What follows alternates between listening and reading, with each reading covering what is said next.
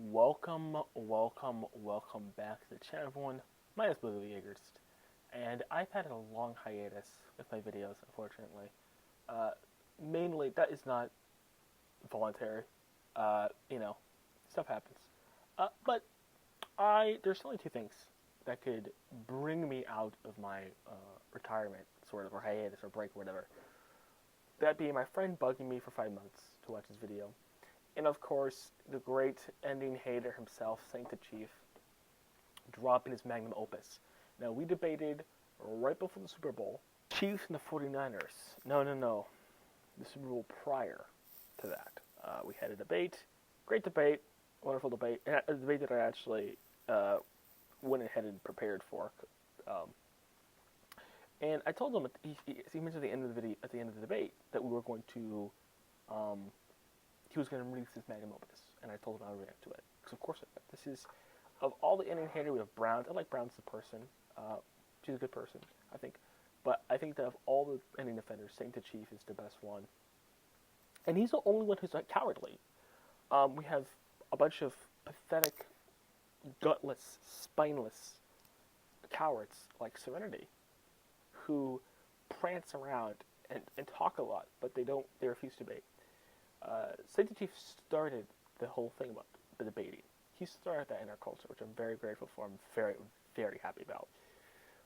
He was hosting Tetsuka. He went against everyone. He was going to go against Invaders. He offered Invaders, $10,000 to debate Invaders, and Invaders backed out. He did not take he didn't debate. He debated Sash. He debated me. He debated Raw. This is a guy who does not shy away from conflict, and he goes into he really believes what he believes, and he's willing to go up against the best people in the game. And so, despite Browns, I like Browns. I think she's great. I think Odin, he's okay. Serenity's obviously low tier than we get all our other ending haters. But no, I think he's the best one, and I'm glad he finally released his magnum opus. I am still waiting to release mine, by the way. We were supposed to release it last year. Then my binger, who we're making it with, is like, "Oh, actually, a little summertime." Then I'm like, then I message him like, "Okay, you're gonna be ready to do this summer." He's like, "Oh, actually, let's do it in November." So to light up, because he said March at first. It was really supposed to be in March of 2 years ago, to line up with Aaron's birthday, and then now it's summer. Then now it's November to line up with the ending. Again, I am my script ready to go. So I promise you guys, this is not a project that I'm just like sitting on. I have this all ready to go. I am serious about this project. But if Binger doesn't want to do it in November, I'll just have to do it myself. But that being aside, we're not talking about me. We're talking about Saint's video. So I'm very excited to watch this video. What Saint Chief has to cook here. So let's just get right into it. Attack on Titan was on track to being one of the most incredible stories ever told. It was a roller coaster ride of emotions that challenged me as a person time and time again, with its down-to-earth take on humanity and what exactly makes us any different from the mindless monsters that the series was originally based on. Okay, and I love how he starts out like this because, and I know people hate this phrase so much. But it's so applicable. You don't understand the story. Now, that phrase is competitive, so I'll use a different phrase. You misunderstood the story. That was not the main message of the story. And if you start with that premise, of course you're going to get to a conclusion that the ending was bad. If you start with the actual point of the story, the actual main message, the actual main theme, then this all makes sense. But if you start with another premise, then you're just going to be wrong. Titans are large, mindless husks that do not think about anything other than eating, living solely on instinct. But what made them really scary was because no matter how different they may seem, they were eerily similar to us. They were a reflection of humanity, a spitting. I don't know if he's doing this on purpose. Excuse my coffee cup clinking. I don't know if he's doing it on purpose, but if he is, this just again just shows how educated he is. This is something very similar. Is he not said something very similar to this? He said in an interview he got the, and of course, by the way, people who say that, Eren just he's so inconsistent. In the end, he changes his motives all the time. There's like 5 or 6 stories as to why Isayama made Attack on Titan, like the origin story. There's like 5 or 6 of them.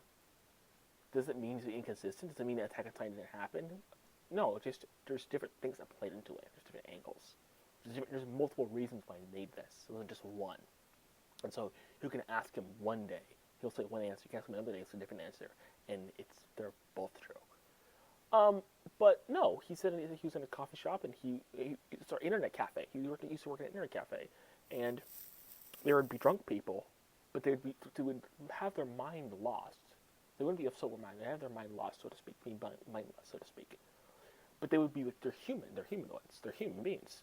So he said it was scary and weird, surreal to have a person who looks like you, but is not entirely there. I don't know if I'm sure this was on purpose because this is like almost verbatim, and of course, Satan's one of the schizophrenics who pour through the interviews like I do. So I'm sure it's intentional, but I'm just giving brownie points for that because that image of what we all However, will more than likely disagree. be if push came to shove, if the ends justified the means. See, this is why. If there was no other option, I'm gonna let Saint talk, we would eat each other.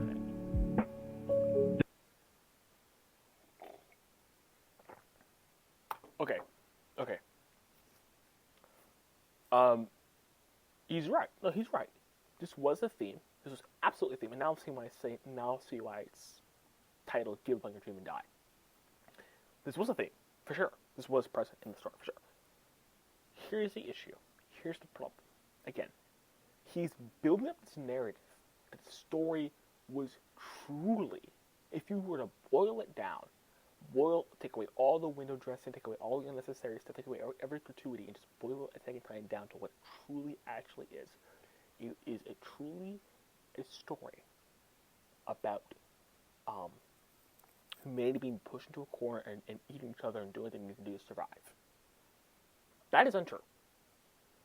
If you boil AOT down to what it truly is, you would remove that. And what I want to really clarify what I mean by that.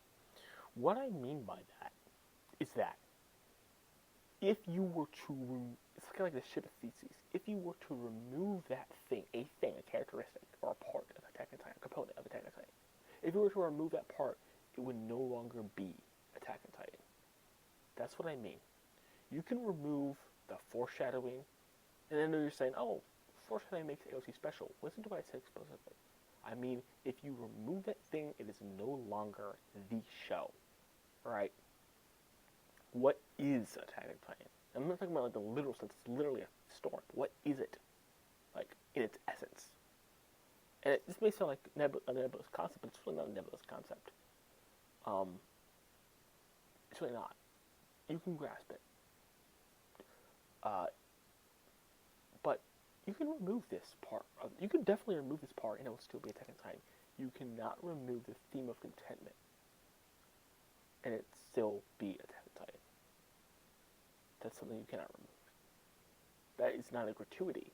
That's not an addition. That is what it is. Everything else builds on that. Is part of that. You understand? Is unnecessary, so to speak. It's kind of like a car. He's a car. Kind of a faulty analogy. But you can remove the hubcaps, which would be horrible. You can remove the seats. You can remove the tailpipe. You can remove the windows. You can remove the doors. You can remove the roof. You can remove the headlights, the hood. You can remove the windshield wipers. Those are all, like, when I say gratuity, like, those are gratuities, but they're really important to the car. And they're not necessarily connected. Like, the hubcaps aren't necessarily connected to the windshield wipers. But you cannot remove the engine. You'll be removing what the car is in its essence. So that's what I mean. And to say that Attack on Titan was about being pushed into a corner or fighting back or humanity's reaction to being back into a corner or fighting for their lives in a desperate situation, say that's what Attack on Titan is, and to follow through with that is as faulty as saying that a car is about a tub caps or This is concept is so scary because it's so real, it's so intimate, it's so close. Each and every one of us could have been monsters. Some of us may have been in the past. Some of us may have not yet turned. This overwhelming familiarity of an adversary is what separated Attack on Titan from other zombie-like series like Game of Thrones.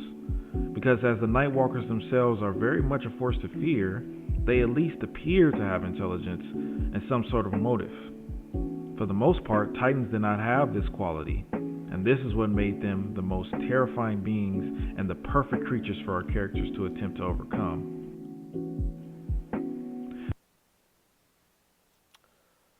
Oh, yes, I agree. But the true, again, this doesn't sound corny at all. This is invaders, nonsense, this is Sasha's weird philosophical beliefs. You could say it, that's fine. You could say it's weird. But truly, what it was about they're not fighting Titans, they're fighting themselves. And when I say themselves, I don't mean humanity's fighting itself. I mean the characters are fighting. Eren specifically is fighting himself. That's what it's about. That's what it's about. That is truly what the story is about. And this is why, by the way, the Titans become less relevant over time. Right? Particularly in this context. We have whole arcs where the Titans aren't relevant. We have Uprising where they're not relevant. We have Marlers that are not relevant. And I'm going to argue that in Rumbling they were not as relevant and they're not sort of the same function that they served here. The Rumbling Titans were different. They served a different function, and they were different. Their fear, their theme, whatever, it waned as the series went on. And then Eren's actual personal slavery, his personal imprisonment, was taking the center stage. So it was brewing in the beginning, and then it took center stage. So the reason I do this is to really because I'm sure his entire video is going to make perfect sense, and I've heard a lot of people say it's been pretty good, and of course it's going to be pretty good because he lays out a premise and he follows through with it. It's very logical, but you have to just go with the root of the problem. These monsters were only kept at bay by large walls, and while these walls were necessary and provided protection for our characters, the walls themselves also represented another deep fear of humanity. The fear of being trapped, the fear of being complacent, the fear of having no future. I'm going to talk first.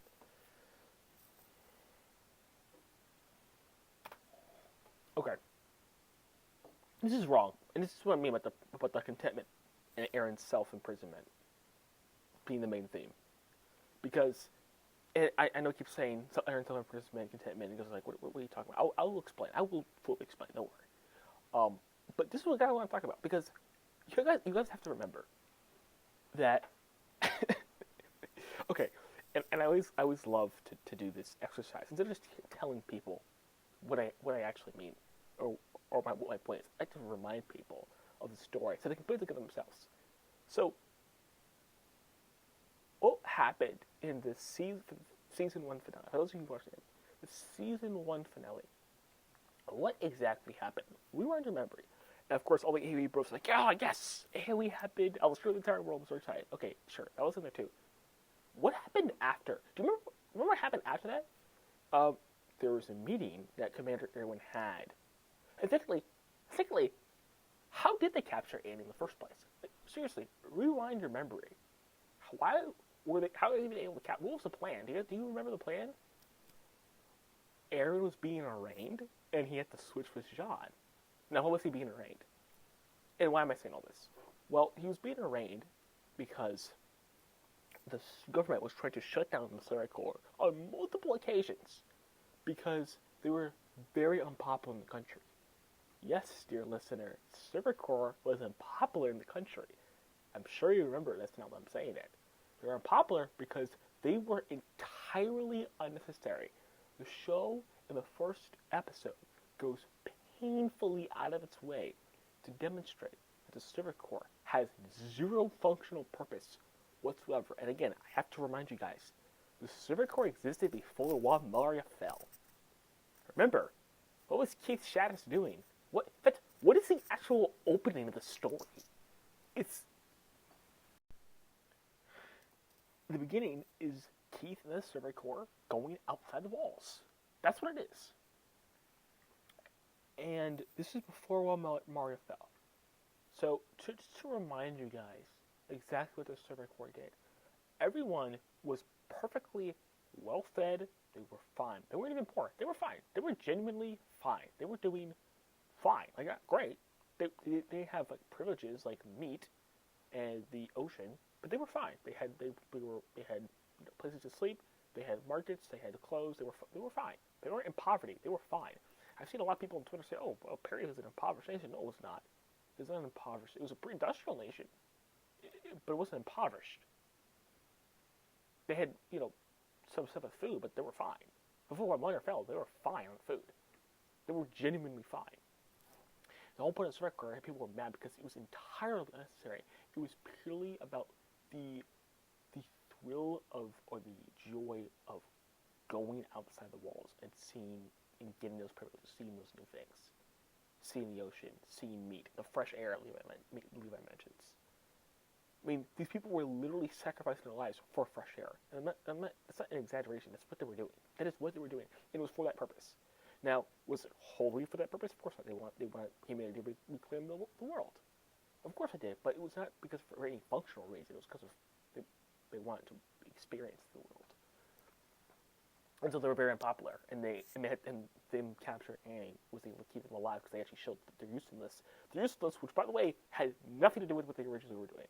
They had zero intention of capturing any Titan shifters when they were founded and when they were started and when they were going on missions. Their intentions. It took 13 other or 12 other commanders for that to happen. It took 12 commanders, and all of a sudden now we're going outside. Now we're fighting Titans. Now we're capturing shifters. Sorry, now we're capturing Titan shifters and going to reclaim land that was previously inhabited recently. To be perfectly precise,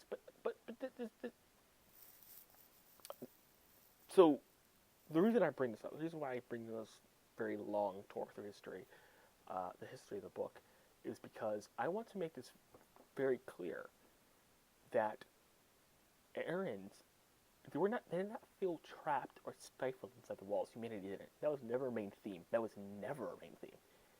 What was happening was, and also, I really hate that people also forget this as well. Eren did not join the Civic Corps or want to fight Titans or Angry Titans because his mom died. That is a complete misconception. I don't know why people believe that. Again, I would love to just remind people, what did Mikasa tattle on Eren for? What happened there? What she tattled on his mom because he went to the Civic Corps. But this was not about humanity being stifled behind the walls, or that there were discontent behind the walls, or that they were in fear of being trapped. That was never what it was about. Everyone was fine, and everyone hated the Civic Corps.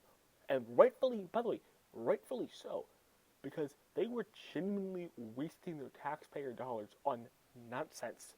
They had 80% of the people, 90% of the people ended up dying. I think 14 and came back alive, something like that. For nothing. It was for nothing functional. It was to see the ocean. It was to stare at a body of water. But that's what it was about. And to get fresh air. So they were mad, and they were rightfully mad about it. And the show goes out of its way to prove this because Keith Shaddis says your son died for nothing. Right? This is about Eren was discontent. That he wanted something and he couldn't have it, and to quote him directly, he knew he couldn't forgive them. That's what this is about. It's not about his mom dying, it's not about being poor or being hungry. This was about Eren wanted something and he didn't have it, so he could not forgive the Titans for taking that away from him. So do not revise history. And I could have explained this in a much shorter amount of time. But I want people to really mentally go back and remember, oh, right, that's what happened. I could explain this very quickly, but it's really important that people understand the events that led up to what happened, and most importantly, the themes that were happening. Like 20 minutes into the video, and I'm only 1 minute into Saint's video. This is incredible. Walls. And while these walls were necessary and provided protection for our characters, the walls themselves also represented another deep fear of humanity. The fear of being trapped. The fear of being complacent. The fear of having no future. And again, I wish I was debating whether to bring my books. I'm actually packing for a very long trip. I'm going from Maine to Alaska, so it's a pretty long trip. But I would love to just get what Eren's saying, hotness. That's another scene that gets recontextualized, and even in its context, even in its contemporary context, the story is giving a clear message. He was saying the message was, it's good that Hannes is drunk. That was a good thing. I mean, that was portrayed as a good thing. You can argue with me and say, oh no, it wasn't Beluga. No, he was portrayed as being bad and complacent. I don't think so. I think Eren's the one who was portrayed as a crazy person. And if you really look for a crazy person in that situation, and Hannes was the one who was like, you know what, we're happy. It's good that I'm not vigilant, because I have no reason to be vigilant. And of course, I know the time's coming later, which just proves that whole narrative, but I understand that, but there's still a meta theme or meta narrative going on, even within that. It's much more nuanced. Cages can be physical, cages can be metaphorical, but the walls are both. You know what he missed? So, physical, metaphorical, you know what else they can be? Self-imposed. He missed that part. He missed that part. Now, I've been telling people that contentment was the first theme, the last theme of Attack on Titan. It's the main theme of Attack on Titan. And I'm glad he brought this up, because this whole thing about imprisonment and being trapped and all that was absolutely a theme. And I completely skipped my head that the walls were a metaphor.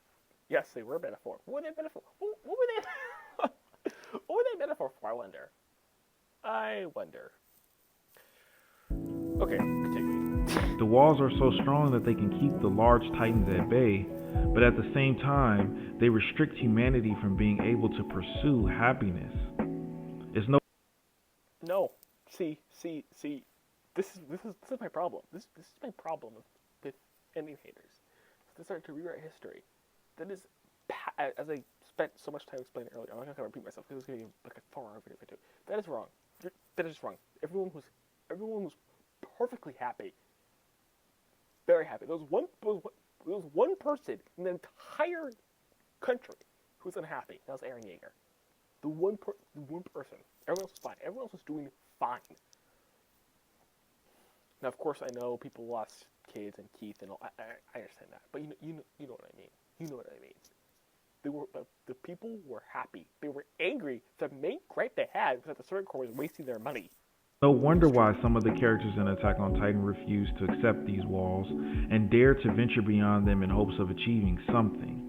Even though they knew nothing of what was beyond, even if they would more than likely die, even if they lost everything, they were still willing to not only step foot outside these walls, but then put their entire being into fighting the most dangerous beings in existence time and time again. You know, I'm so glad Saint is going through the beginning of the story. I'm so happy. Because I want to make it clear that Eren was a consistent character. The way he ended was the way he began. There was no difference. His character wasn't betrayed. And so I'm very glad he brought this up. I'm very glad we're going to the beginning. So yes, thank you. I'm glad he brought that up at the Circuit Corps. Here's the thing about the Circuit Corps. The Circuit Corps, the whole philosophy for you was, I am going to die, and on the backs of my death, everyone else will benefit. That was the whole ethos of the Circuit Corps. Go back and read. That was the whole thing. They knew they were going to die, they knew they were likely to die, but they were trying to do something that would benefit humanity, aka the names they don't know. Wouldn't benefit them, would benefit the people with names they don't know. Hint, wink, wink. And on on that sacrifice, everyone else will prosper. Hint, hint, wink, wink. And a very telling scene. This is why I love AOT so much, because everything was playing out. When Eren is imprisoned in the cell after he transforms, Levi comes to visit him and he asks him, "Why do you want to join the Survey Corps?" And he says nothing about. I mean, he does mention it, but the answer he gives is a vengeful, self-focused answer. He has a personal vendetta, a personal score he's trying to settle. He and Eren, which ironically are like the best people for the Survey Corps, were diametrically opposed to the actual mission and ethos of the Survey Corps. Very interesting. And of course, this of course carries out to the end, right? And the alliance. That's why people say, "Oh, the alliance came out of nowhere." Ridiculous. This whole ethos of the Survey Corps gets carried out to the end. That's why Armin's the commander, by the way, gets carried out to the end. I'm very glad that you brought this up. It's showing that Eren was not who. There was always that secret evil inside of him. As Akuma the Ko brilliantly puts it, yes, as Devil's child, brilliantly puts it, behind justice, inside of sacrifice, there's a child of evil. What kind of courage must it take to be willing to sacrifice everything you have for a chance at finding something that may... And it wasn't clear. I just realized that I really didn't hammer home a point, what I just said a few seconds ago. The point of me saying all that was to say that this was always about Eren's discontentment and self-imprisonment. The fact that the Survey Corps were not fighting because they were discontent. I'm not saying they weren't discontent. I'm saying the reason they were fighting was not discontent. Be very careful when you're listening. The reason they were fighting, the main reason they were fighting, was to sacrifice themselves for humanity, not because they're discontent. Even if they were discontent, which I'm sure many of them were discontent with the situation, Eren was fighting because he was discontent. Very, very important distinction. May not even exist.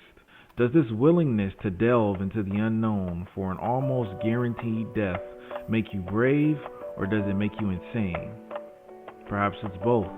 But either way, even as a bystander, I have no choice but to admire the type of person who would be willing to go beyond the walls even once, let alone twice. Yeah, and again, it's really, really important to note that Eren is not part of that. When you're hearing that, Eren is not part of that. You know who is part of that? Again, Armin is part of that, because I need to explain. I already explained myself. It's just extremely important that people understand what actually has happened with the actual narrative of the show. Perhaps it's more than admiration. It may even be envy. If I cannot become a person who is willing to lay their life on the line for a chance to escape the inescapable, at the very least I could applaud the people who are capable of doing so when they return. At the very least I could appreciate the fact that they are more than I could ever be. At the very least, I could bask in the glow they emit when they spread their wings of freedom as wide as my peripheral vision allows me to see, and they fly far beyond any vista my vision allows me to see. What kind of person must you be to look beyond the walls, beyond the titans, beyond your very being, for nothing more than a chance? Without any influence, without anyone forcing you, without any propaganda. Even with the opposite, with people telling you not to go, with people telling you to stay. What kind of person could you be? That kind of person is our main character, Eren Yeager. See.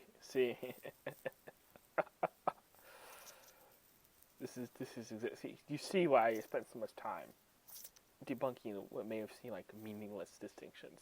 But now, Eren starts out his story totally ready to spread his wings, even as a child. This is incomprehensible to me. I could never imagine volunteering to put my life on the line for something that I believe in at such a young age. But Eren was always like that. Eren always believed that because he was born, he deserved it. Because he was born, there were no walls that could detain him. There were no titans that could scare him. There were no cages. From the very first moment I learned this fact about Eren's character, I knew he would be a character that I could get behind. Not because I could relate, no, not at all. As I've made clear, I do not relate to Eren at all. In fact, I think he would consider me a coward. I could never blame him for feeling that way. Well, to be fair, you do live in Chicago, so there's a bit of bravery. And it wouldn't change the fact that I respect that he's willing to do something that I could never think of doing. But all I wanted to do was to see where this character's journey would go. All I wanted to do was watch as he flew. And I wasn't the only one. He was accompanied by great friends as well. Mikasa, while much less interested in going beyond the walls than Eren, would nonetheless go with him. I don't think she cared. I mean, she explicitly told him, "I do not care what you do. If you are a farmer, I'll go farm with you. She said it straight up. If you go to the guards, I'll go with you wherever you." She said explicitly, "Wherever you go, I'll go." She wasn't. I don't think she was interested even. I don't even remember a scene except for the ocean scene where she even expressed the slightest bit of joy. Regardless of the risk, so long as she could ensure his safety. Armin, who also wanted to fly, would also voluntarily go beyond these walls for the same exact reasons Eren wanted to go. Armin also... Yeah. Which, by the way, again, just to build up what I'm saying, does no one find it curious that Armin is just as curious and just as desiring of the outside world as Eren is, yet Armin is for some reason much happier? I will tie this all in at the end, but just think about that.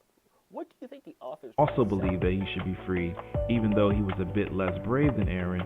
That only made him more respectable from my point of view, because while Armin had much more fear in his heart than Eren ever did, he was able to push beyond that fear when necessary and become a valuable asset to humanity because of that. And he actually joined the Third Corps for a good reason, the actual reason, not to settle personal debts. From square one, we have a brilliant premise, a strong setting, a clear goal, and great characters to experience this story with. I can't think of a better start to any series than this. So where does it go from here? In the complete opposite direction you'd expect it to. Yes, I agree. It would go in the complete opposite direction you thought it would if you were to say a 6 minutes fact. Correct. This is where Isayama's writing can be phenomenal, in both good and bad ways. Isayama at one point was a master of recontextualization. Recontextualization is the act of taking events, themes, characters, or even the entire story itself, and giving the audience more information about them as the story continues. The new information can be anything. That is a horrible way to define recontextualization. Recontextualization actually is what he just said. He said that was right. Just take everything he said, only with this added bit that when the audience watches this piece, the piece that the recontextualization is concerning, the piece of the media, there's a new meaning to it. There's another layer to it. That's what recontextualization actually is. So, again, I'm keeper of the Warriors. Great example would be just a really small example would be when Eren's talking in the mess hall about the Armin and the Colossal. The camera pans on Eren and Reiner. You're like, oh, it's just an innocuous scene at first, and then you watch this, you go back, oh, it's recontextualized in the context of this is foreshadowing. Very minor. This happened with the walls, like the tuna, or was it tuna? No, herring in Uber Castle. There's countless examples. And by the way, the conversation of Hannes is one of the times that something gets recontextualized. I'm not going to attempt to say that again, you know what I mean. So, I love these type of recontextualization because Eren's actions in season 1 get recontextualized. And after 139 is a bad thing. It can be big or it can be small, but what the information does is change the way the audience sees something. Recontextualization is a very difficult thing to do as a writer. It requires a scary amount of faith in what your audience will understand, as well as a strong amount of groundwork in order to establish a foundation for the information to stand on.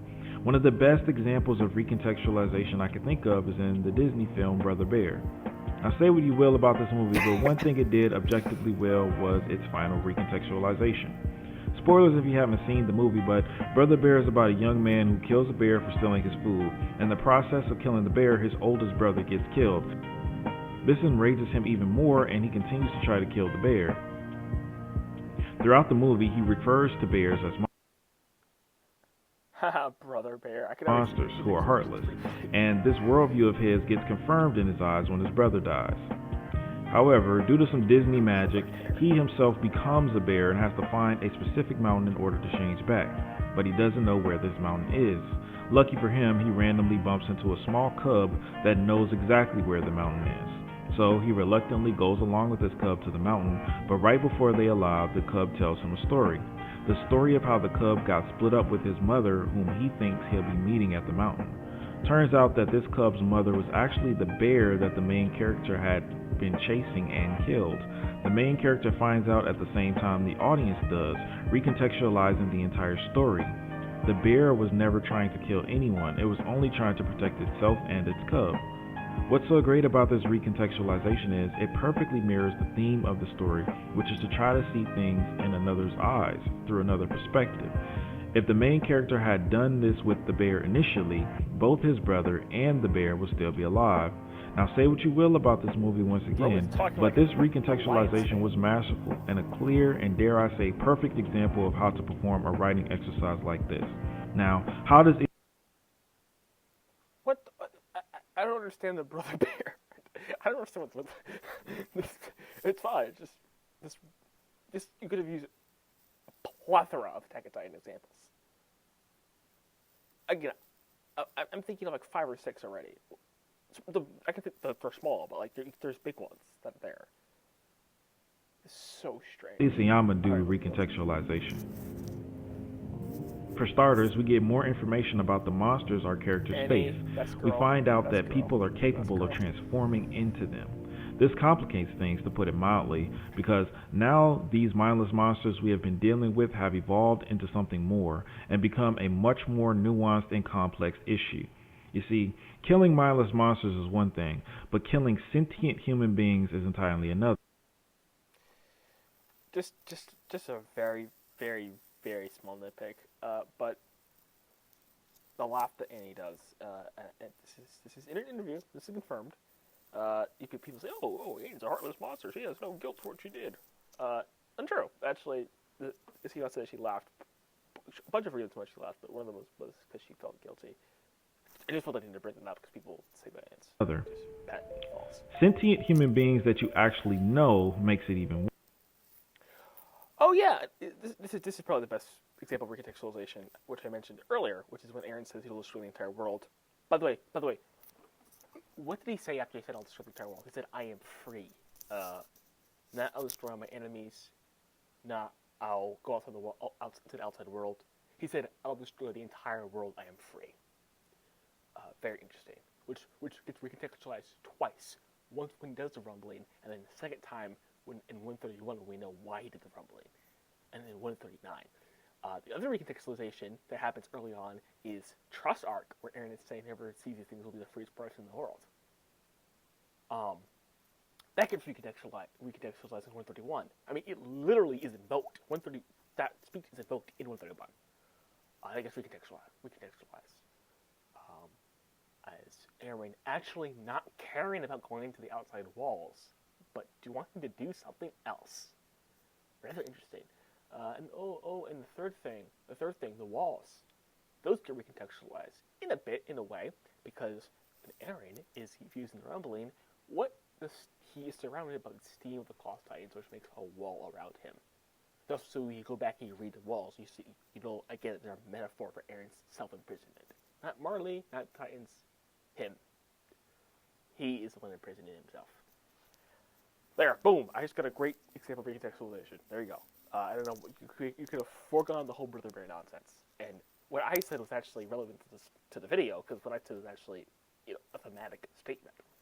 Worse. How must it have felt for Eren to have realized this? To realize that the people he had eaten with, slept with, grown with, were responsible for destroying his entire family, for destroying his entire world. How much it must have hurt him to know that the person he looked up to the most was the person who looked down on him the entire time. He was only pretending to like him. He was only pretending to care. When Eren told him what happened to him, he didn't even flinch when apologizing for it happening, when he knew that he was the one responsible for it. What kind of human could do something like this? At that point, are they even human? Are they any different from the men who tried to kidnap Mikasa? Are they any different from the titans you fight? It's easy to try to ignore these questions. These are hard questions to ask. It's easier to just be angry. It's easier to scream at them, scold them, hate them, fight them, kill them. But what's difficult is to attempt to understand them. What's difficult is to learn their reasoning, because when you do that, you can no longer make the excuse that they are monsters. You can no longer separate them from yourself, because they have reasons for everything that they did, for every lie they told, for every family they destroyed, for every mother they killed. This is what elevated Eren beyond what I ever thought he could be. This is what made him more than a freedom fighter. Eren had become a person I couldn't even imagine existed. He had utterly and totally shattered my understanding of humanity at the moment he told Reiner that he had forgotten what he wanted to do to him. How could Eren have grown so much that all of that emotion, all of that hate, all of the completely justified feelings he had toward a man who actively tried to ruin his life could just vanish without a trace? How could it be so complete? I need people to understand something, and this is something that is deeply unfortunate due to the nature of Attack on Titan, which is that a lot of us out of order, and I have thought for a while to make an in-order version of Attack on Titan so people can read it chronologically speaking.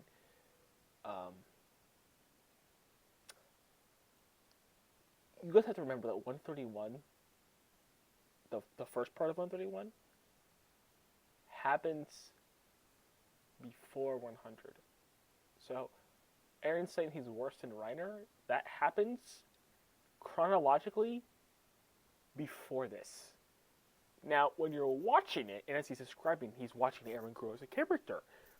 When he's watching this, he's thinking, oh, Eren's grown as a character because he sees this first. What he's not seeing is what happened prior to this, which is what happened in 131, where Eren actually did not grow, rather he regressed. He regressed so much to the point where he was saying he was worse than Reiner, which would explain his actions here and his dialogue here, which he conveniently skipped over. Maybe he'll mention the dialogue. And of course, the dialogue being, you're right, I'm the same as you, after Reiner says he did not do it for his proposed purpose, for the purpose that he was stating, that he had an ulterior motive that benefited him and him alone, a personal motive that was different than what the motive that he was postulating. That blind dialogue, that would also explain that. Because again, this happens after 131, chronologically speaking. But of course, when you're, as a viewer, experiencing this, especially since this is the first, I don't know if Saint read the manga or he watched the anime, but especially when this is the new season, this is the new season, so you're like, you had a break for a while, now you're excited to watch it again, now you see this. It's just an unfortunate part of AOT. It's really beneficial sometimes, and it's really not beneficial other times. Completely removed from his mind that he even forgot that he ever felt those emotions to begin with. How could you look in the eyes of the killer of your mother and accept him on such a deep level that you don't even actively want to hate him anymore, that you are incapable of hating him? What kind of person must you be to do something like this? A really evil person. That's the answer. Either a really good person or an evil person. Because if you're really nice, you'll forgive them because you're a good person. But if you're really evil, you'll be like, oh, well, I can't. I'm about to kill this guy's mom, which he does do, by the way. I can't. Well, no, he doesn't. He doesn't do it. He doesn't do it. He killed his grandparents, not his mom. Eren killed his own grandparents. He didn't kill Reiner's mom, is what I meant. But this is what this is about. Same thing with 133 with Connie, right? I mean, that was actually a running theme. The actual running theme is that everyone's evil, so why are we judging each other? That was an actual running theme in the story. Going beyond the walls is one thing, Sorry. but this is different. This is something that is completely unfathomable to me. This is when Aaron's character went even beyond what I ever thought he'd be. This is when I knew for a fact that I was witnessing a masterpiece in the making. Oh my god. And Oh my then it god. happened. And honestly, I'm glad you brought up 131. Excellent. And it's funny that I'm saying this when this is the exact moment that I liked Eren too. I mean, just everybody just liked 100. I had no respect for Eren. I hated Eren. Hated him as a character. I hated him as a person as well. And then 100 happened, and I'm like, oh wow, I actually like Eren now. And the reason why the reasons I had were very shallow, but they also had to do with character development. Just like Saint had his reasoning for liking Eren had to do with character development. I didn't like how impulsive he was uh, at the beginning of the show, and then I remember specifically I was saying I love the patience. He had to have incredible patience to pull up that ruse. And so I admired that, and I was like, okay, I like Eren now as a character. So it's just ironic that it's ironic that I'm like mocking Saint for liking the scene when I also liked it as well. Although unlike Saint and unlike Eren, I actually grew as a person, so I realized that there was greater things about Attack on Titan and Eren's character than just the little bit of development we got. My favorite moment in the story, bar none. The best example of recontextualization in history of not only this story, but in my opinion, True, every story I have true, ever experienced. true, Eren kneeled true, and cried before true. a child who he knew he would have to kill in order to save his people. What kind of person must you be to do something like this? What kind of person is capable of relating to people on such a deep level that he can forget all of the emotional trauma his mother's murderer caused him, yet at the same time be willing to break his own morals, his own emotional core, his own heart in order to save his loved ones? Given this context and Eren's extraordinary ability to relate to people who actually intentionally done harm to him, the mere thought of killing Ramsay, a completely innocent child who Eren knew was a good person, who already had a hard life, a person who strived to spread his wings just like he did when he was younger, the actual possibility of Eren being the one to clip his wings forever. I'm very disappointed that saying whether intentionally or not cut out the line of dialogue that was added. That's actually added to the anime. It's actually anime original, and I did check. This is original. Uh, he said, "I wish I put it all away," but he said I wanted it. I like to ask any haters and any bros, what does he mean when he says I wanted this? He didn't say I wish. He said I wish I put it all away, and then he said I wanted this. What does he mean by that? No one has ever been able to answer that concretely. It's a lot of misdirection and whatnot, but if Aaron's really doing it for his homeland, then why would he want to do the rumbling then? Why would Had he to be decide? the most painful moment in Eren's life. There can be no feeling that hurt him more than this. There can be no words, no actions, no monsters, no walls that challenged him more than this moment. This moment will be forever cemented in my mind as one of the best moments in the history of media. This is the moment where Eren went from my favorite character in anime to my favorite character of all time. Right there, I wanted this. And also, look at the cinematography. The director, who, by the way, this is a fact. The director, they have a direct line to Isayama's editor, and they make sure that everything is good with Isayama like, when it comes to like contentious scenes. Like they have a disagreement about something. Sometimes the voice actors will have disagreements about something. The voice actors will have different interpretations of different scenes, and when they do that, they call the editor. And Hayashi specifically focused on Ramsey being crushed. An innocent person, not combatant, an innocent person being crushed when he says, I wanted this. So we have the dialogue with the cinematography. So this is clearly trying to say something. And what it's trying to say is Eren did not do the rumbling for his homeland, he did the rumbling for the sake of the rumbling. Well, no, I should just pause. Not for the sake of the rumbling.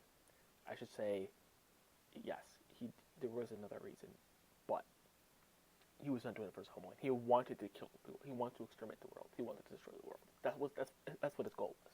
He wanted to do that. This is where What? he elevated once again to yet another level that I could not comprehend, that I could not even begin to understand. Eren's walls had grown so large and so wide, and even though it was killing him, he was still, albeit reluctantly, spreading his wings, and I was more in awe to what I was witnessing than ever before. This final recontextualization. Okay. Oh god. First of all, that wasn't even recontextualization. Number one, what was it recontextual? What part of the story is that recontextualizing? I would love to know. It wasn't. It was, but what he just explained was not recontextualization. No, this is not Eren spreading his wings. This is Eren's. Oh my god. This the confession scene. This is not what you're saying it is. What the confession scene actually is Eren explaining his true motives for doing the rumbling, which again was never mentioned here. What he said was, when I learned humanity to survive outside the walls, I was so disappointed. The world outside the walls was nothing like I imagined in Armin's book. I wish to wipe it all away. By the way, uh, just to get this, I am going to get an interview from Isayama because this whole thing has been very contentious. People have their different or very wrong opinions about this scene. It's one of the most misinterpreted scenes in the entire book. And so someone actually asked Isayama about this. What did Eren actually truly mean about this? And so I will now read you what Eren's actual motivations were. Okay.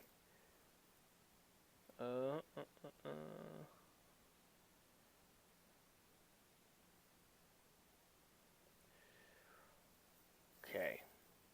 Someone asked him, well, this is the person, quote, well, concretely, at what point was he really disappointed? I thought it was after reading Grish's notebooks, but I ended up reading too much into the words when I learned that humanity existed. Because remember, Eren said when I learned humanity survived on the walls, the world's something like I imagined on his book. That's what he said. So I made a wish. I wished to wipe it all away. I wanted this. I'm sorry. So the island was. Remember the whole line beforehand. It was for the island, City Eldia, but it's more than that. And I've had people strangely come up to me and say, "Oh, actually, Beluga." And people talk. They say, "But it's more than that." But it's after. People say, "But it's more than that." The words after are actually what's important. Ha ha ha! Ridiculous. No one in current parlance says, "But it's more than that," and the thing that follows, the more than that, is less important. It's always the most important part. It is always the most important part. And you should just listen to a conversation. Listen to it. Listen to when people talk and how people talk. It's ridiculous. But anyway, it became progressively harder for me to understand what he meant. So that's what the person asking Isayama. What does Isayama respond with? Does he respond with, "Oh no, he was disappointed that humanity, that we got to the ocean. There's another wall. There's some people want to kill him. His freedom's been taken away. Blah blah blah." Did he say that? Did he say the Marlians were oppressing him? Did he say that the people hated him and he just saved the island? What did Isayama say? The first thing out of his mouth is, it's that he wanted to believe that out there, somehow, maybe, there was something vast that no one knew about yet. But that was a very realistic view of the world. Maybe he was disappointed by the fact that it was so brutal. This is roughly translated, but I think what he's trying to say is that was idealistic, and he was disappointed by what it actually was. Very interesting. And pray tell, how does 131 end? Dear listener, please take out your book. It's volume 31, I believe, actually. Maybe it's volume 30. But the creature's volume 31. Or go to Core 1 and go to the end of Titans. And please tell me what is the last thing that chapter closes with. It's Eren suspended by puppet strings, by the way. And it's Armin in the background saying, "I want to believe that somewhere out there, someplace we haven't explored yet. Very curious. Why would Israel end the chapter that way? Why would he end the chapter that way? Very curious why he ended the chapter. Well, then we know, because we know Eren's actual motivations normally. So no, this isn't Eren spreading his wings. This is Eren cooping himself further, secluding himself, retreating himself further into the cage he created for himself. The cage, that being the cage of discontentment. Oh boy. Okay, so this came very long, and so I'm actually going to do a part 2 of this reaction. So stay tuned for that. But this will be the end of the first half, and I'll be uploading the second half shortly. Thank you for watching, and I'll see you in my next video.